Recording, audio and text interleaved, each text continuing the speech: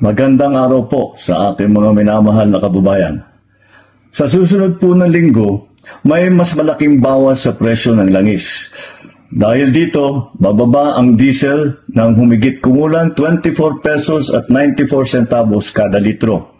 Ang gasolina naman ay 3 pesos 41 centavos at ang kerosene ay 2 piso. Mas malaki ito kaysa sa rollback nung nakaraang linggo at malinaw ang ibig sabihin nito para sa ating lahat. May ginhawang parating. At sa ating mga oil company, malinaw naman ang aking panawagan. Ipatupad ninyo ang rollback ng buo, tama at walang pagkaantala. Ibigay ninyo sa taong bayan ang dapat naman na nasa kanila. At para sa ating mga kababayan, bukas ang ating tanggapan at ang Department of Energy para sa inyong mga reklamo. Kung may paglabag, ipaalam po ninyo sa amin. Kikilos kami kaagad. Tuloy-tuloy pa rin ang pagbibigay natin ng 10 pesos fuel discount para sa mga PUV at para sa mga bus. At tuloy din ang service contracting program para sa mga PUV driver. Ang bawat sentimo na ibinababa ay dapat maramdaman ng bawat Pilipino. Alam naman namin kung gaano kahalaga ang oras ng bawat kababayan natin. Ang bawat oras natin ay dapat ginugugol sa ating pamilya, sa eskwela, sa trabaho, hindi po sa nakapila. Ipapatupad din ng Department of Transportation at Land Transportation Office ang 3 buwang extension para sa validity ng mga nag-expire na lisensya, student permit at rehistro ng sasakyan. Halimbawa, kung mag-expire na yung buwan ang rehistro mo, magiging valid pa rin yan hanggang July at wala kang babayarang multa o anumang surcharge.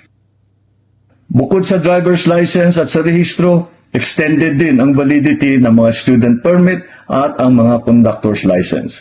Batid namin ang sitwasyon ng bawat Pilipino sa panahong ito. Hindi tayo titigil, hindi tayo uurong, at hindi nating hahayaan na ang ginhawang ito ay hindi po makarating sa taong bayan. Magandang araw po at marami pong salamat. Huwag masyadong resentful, bossing, dahil tinulungan kayo ng Duterte para maging presidente ng Pilipinas. Binigyan po kayo ng pagkakataon na i-redeem ang pamilya ninyo. At pinalibing pa si FM. Tama. Exactly. I-redeem ang lahing Filipino kasi nung presidente ang kanyang tatay, yun lamang yung panahon na may pride ang Pilipinas at nung presidente si Digong Duterte. Pero ano ang ginawa niya? Akala natin hindi niya naman nauulitin siguro yung pagnanakaw. Pero tanga naman itong si BBM inuuna pa rin ang pagnanakaw. Di ba sabi ni Ombudsman Rimulya, lalabas na sa Mayo, pakukulong niya si Martin Luther King Romualdez sa kasong plunder. Palagay mo, mangyayari ba yan, attorney? Ay, tingnan natin, abangan natin. Pero itong si BBM, sana magbago siya ng puso. Huwag masyadong resentful, bossing, dahil tinulungan kayo ng Duterte para maging presidente ng Pilipinas. Binigyan po kayo ng pagkakataon na i-redeem ang pamilya ninyo. At pinalibing pa si FM. Tama. Exactly. I-redeem ang lahing Filipino kasi nung presidente ang kanyang tatay, yun lamang yung panahon na may pride ang Pilipinas at nung presidente si Digong Duterte. Pero ano ang ginawa niya? Akala natin hindi niya naman nauulitin siguro yung pagnanakaw. Pero tanga naman itong si BBM inuuna pa rin ang pagnanakaw. Well, sayang yung pagkakataon. Nangyari sa atin yan, may malas. Minalas ang Pilipinas. History Hanggang ngayon. repeats itself. Diba? Oh. Hindi na natapos yung, pasakit. Hanggang ngayon, tuloy-tuloy. Kahit Ay, anong grabe. Inflation ng panahon ni Ferdinand Marcos ay umabot sobra sa 60%. Ngayon, 4.1%. Pero walang kita ang mga tao. 3 million walang trabaho at ang gasolina at krudo ay napakataas. Kaya po, magbisikleta na lang daw kayo. Sabi ni BBM, magtiis kayo, magbayanihan kayo, mag-carpool kayo. Pero habang kayo dyan sa gobyerno, ang aircon nyo ay naka-on mula 7 o'clock hanggang 7 o'clock ng gabi. Dapat half day lang yung aircon nyo. Alas 12 lang hanggang alas 5. Tingnan nyo kung di ba kayo makakasave ng pera dyan.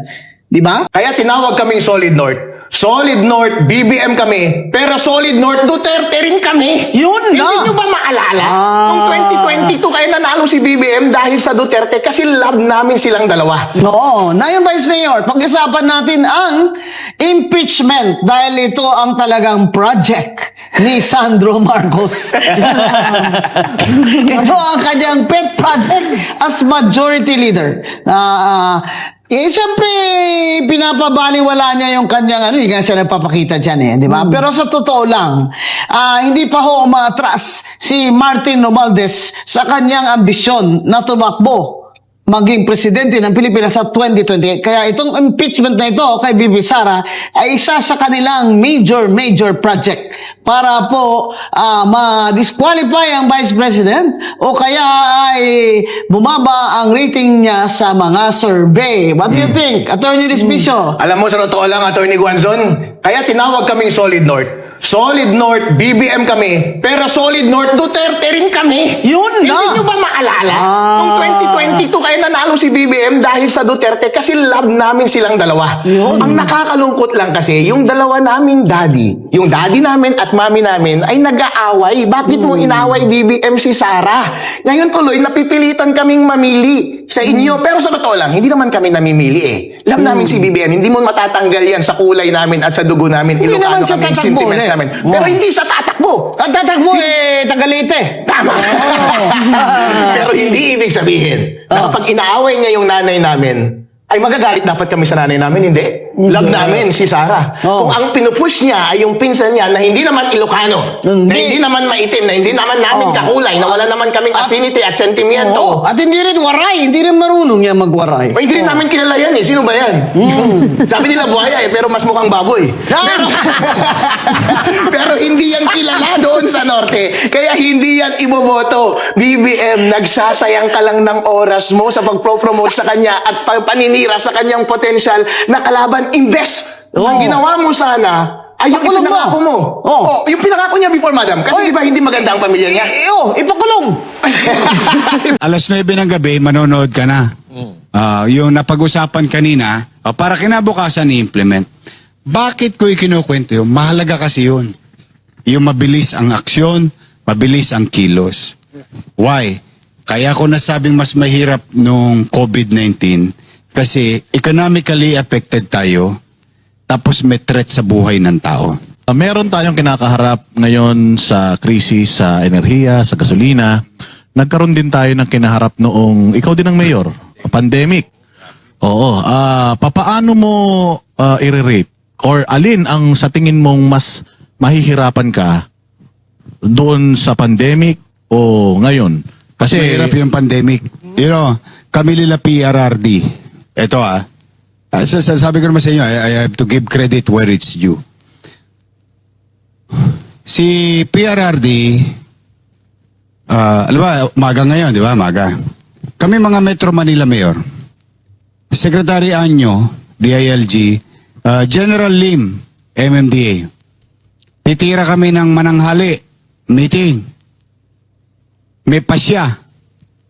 Mamayang gabi, mapapanood mo si PRRD kasama yung mga cabinet secretary. meron silang...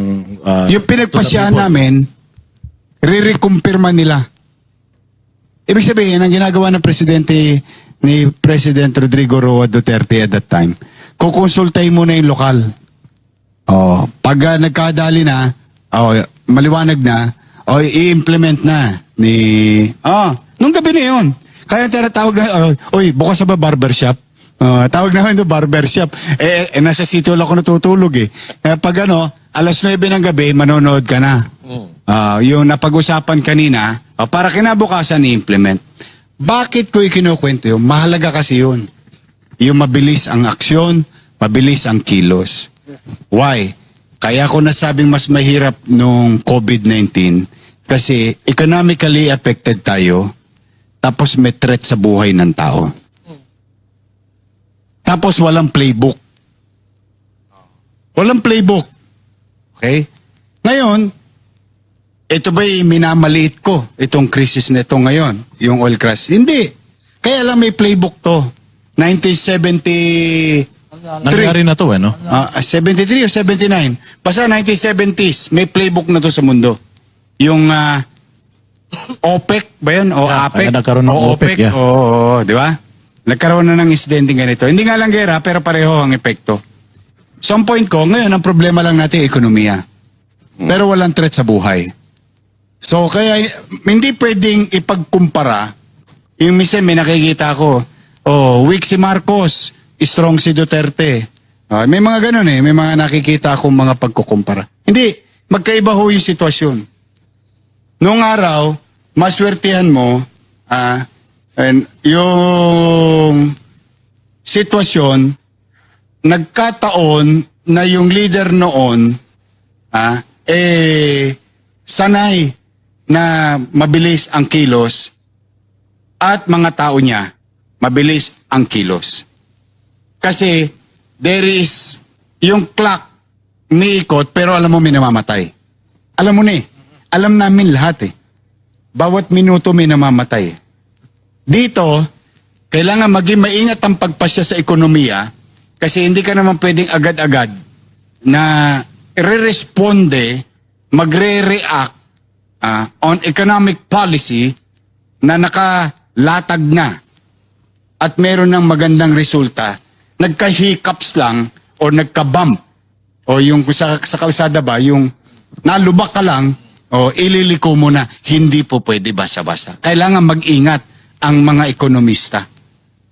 Yun ang difference itong sitwasyon. Tapos, ulitin ko, nung pandemya, walang playbook. Larga tayo ng larga. Ngayon may playbook naman. Yung meron tayong gabay at susundan. Sa kasi nangyari na rin. Agree naman ako sa inyo, Yorme, na mas mahirap noon panahon ng COVID. Mahirap. I cannot imagine PRRD managing the country at 100 million. But because you know it very well. Ako nga, mayor lang eh. Nakita mo yung dingding ko, di ba? Alam mo kung nasaan yung patay. May nakatago yung data nun, di ba? Yung, ito, patay ngayon, 3, 4. Ito, buong Pilipinas, may namamatay araw-araw. Ikaw, presidente, uuwian ka ng ganon data araw-araw. Para kang sisilihan ng wepax mo nun. Yes. Dahil hindi ka talaga mapapakali. Pero ngayon talaga medyo mas madali kasi kaya pa nga mag-jogging ng presidente. Kaya pang makipag-date. May panahon pa makipag-date. Ay, noong panahon ni PRRD, nakakagulat din yun dahil sinabi ni Yorme, sa gabi kagad, solve na agad yung problema. Na sabihin, nakukonfirm na yung mga gusto nilang mangyari. Ito nga, yung ang excise tax lang, hindi matanggal kaagad eh. Hindi nga Yun madesisyonan. na lang, di pa madesisyonan eh. Oo. Kaya nga, Yorme, kung sa tingin mo, Pero ulitin ko para lang naman na, I have to give credit where it's due. Hindi madaling magpasya pag economic policy. Correct. Hindi talaga. I have to, kasi may mga ekonomista, baka mamaya alam naman nilang, alam ko yung ibig kong sabihin.